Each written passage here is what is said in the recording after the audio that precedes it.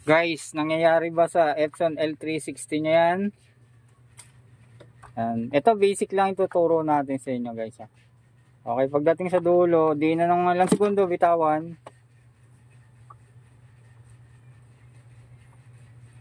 Okay.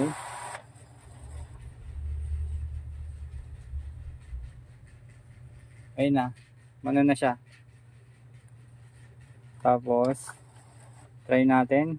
Papatayin ko ulit guys. Tingnan natin kung babalik na siya sa dati. Ayun. Madalas mangyari sa akin to yung L360 na yan. Yung head printer niya mabagal yung balik, dahan-dahan.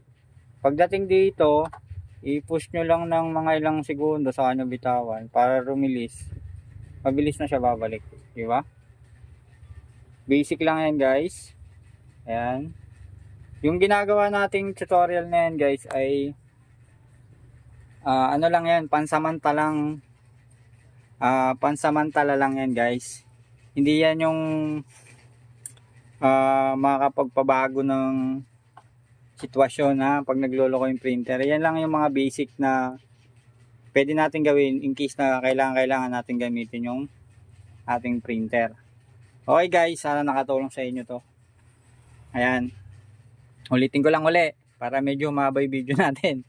Pag yung printer nyo na Epson L360 binuksan nyo, medyo bumabagal yung head printer nya, medyo bumabagal na ganyan, tagal mag-loading. Pagdating dito, i-push nyo, yung parang ginawa natin kanina, ng mga ilang segundo sa kanyo, i-release para mabilis na. Tapos patayin nyo, buhayin nyo ulit. Parang ginawa natin yan. Okay guys, maraming salamat. Abang-abang lang sa mga basic tips, basic tutorial na gagawin natin parang ganyan. Para magamit nyo na ang inyong Epson L360.